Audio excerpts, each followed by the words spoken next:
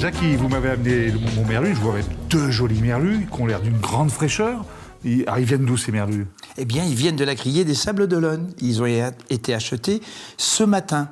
Ce matin. Ce matin tôt, très tôt, puisque la criée a commencé à 4h30 ce matin. Nous avions une quinzaine de tonnes à la vente. Le tonnage se situe au Sables d'Olonne entre 5-6 tonnes, et puis il peut aller jusqu'à 50 tonnes. Alors donc l'heure de la criée varie pour pouvoir distribuer et mettre à disposition des marailleurs et puis des poissonniers qui ont l'agrément pour acheter sous criée. Dites-moi, ces merlus, ils ont été pêchés où?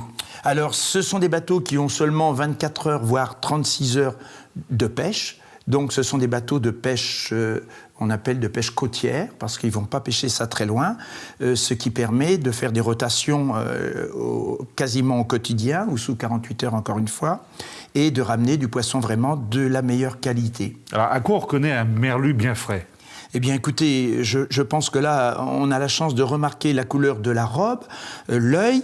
On a l'habitude de le dire. Bien brillant. Bien brillant, bien vif. Vous voyez, là, il est encore arc-en-ciel. Et puis, les ouïes, on le dit toujours, les ouïes bien rouges et bien vifs. Je crois qu'il a un autre nom aussi, le merlu. On l'appelle comment, le merlu? Et oui, chez nous, sur la côte, chez nous, c'est toute la côte atlantique, en Bretagne et Vendée, et même un peu plus sud, nous appelons donc ce poisson le merlu. Mais dans le centre, à Paris notamment, on appelle ça du colin. Et alors, dites-moi, Jackie, pour acheter des beaux poissons bien frais comme ça, je vous trouve où? Alors, pour ce qui me concerne, il y en a un petit peu, il y a des poissonniers sur toute la Vendée notamment, mais nous sommes basés à La Roche-sur-Yon depuis quelques années déjà. Nous avons une poissonnerie en centre-ville et nous sommes également sous les halles de La Roche-sur-Yon. Au marché de La Roche-sur-Yon. Au marché de La Roche. Eh bien, merci beaucoup, Jackie. Merci et maintenant, encore, Laurent. rendez-vous en cuisine.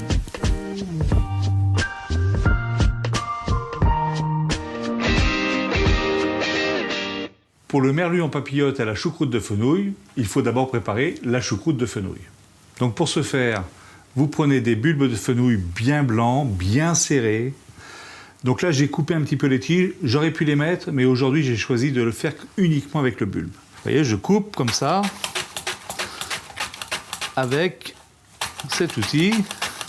Alors au début, je le fais comme ça avec la main, en faisant attention, bien sûr, de ne pas mettre mes doigts trop près des couteaux.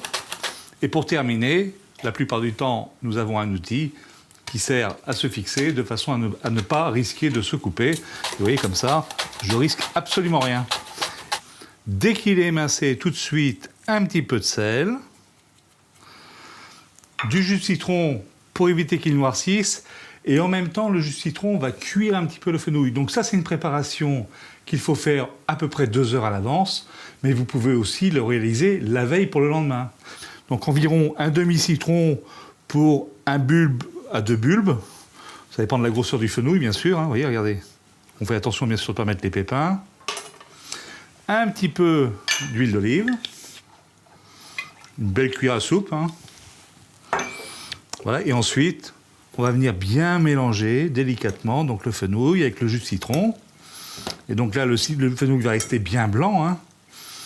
Et vous verrez dans 2 heures, voire la veille pour le lendemain, comme je vous le disais, le fenouil sera légèrement cuit, mais encore bien craquant. Pour les oignons nouveaux, comme pour le fenouil, le même assaisonnement, un petit peu de sel, de citron et d'huile d'olive. Par contre, pour l'éminçage, bien sûr, là, on va le faire au couteau. Donc, la partie bulbe, je la coupe en 2 et ensuite, je l'émince dans le sens du légume, vous voyez, comme ceci, bien fin. Et pour la partie de la tige, je vais aller utiliser également l'ensemble de l'oignon. Ensuite, assaisonner avec un peu de sel, de citron et d'huile d'olive. Le fenouil et les oignons ont mariné pendant environ 2 heures. Nous allons maintenant monter les papillotes. Aujourd'hui, pour monter mes papillotes, j'ai choisi des films transparents. En général, on utilise plutôt du papier sulfurisé, voire du papier aluminium.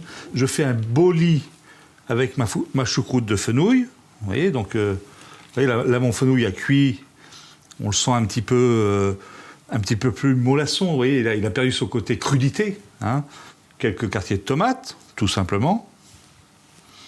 Mon pavé de merlu, donc, j'ai fait le choix aujourd'hui de garder la peau, j'aurais pu enlever la peau. Mon poissonnier m'a bien pris le soin de bien écailler, de façon à ne pas avoir d'écailles quand on va le déguster.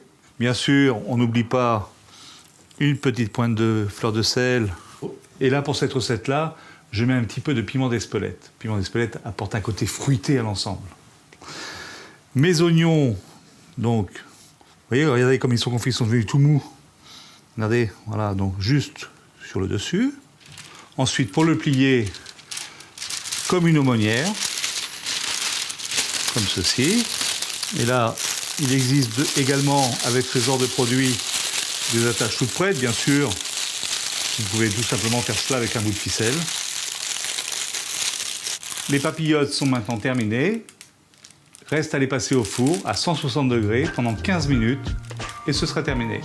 Les papillotes sont au four depuis 15 minutes. Et bien maintenant, il ne reste plus qu'à les ouvrir au dernier moment pour récupérer toutes les odeurs et les flaveurs. C'est terminé pour aujourd'hui. Je vous donne rendez-vous en cuisine la semaine prochaine pour une nouvelle recette.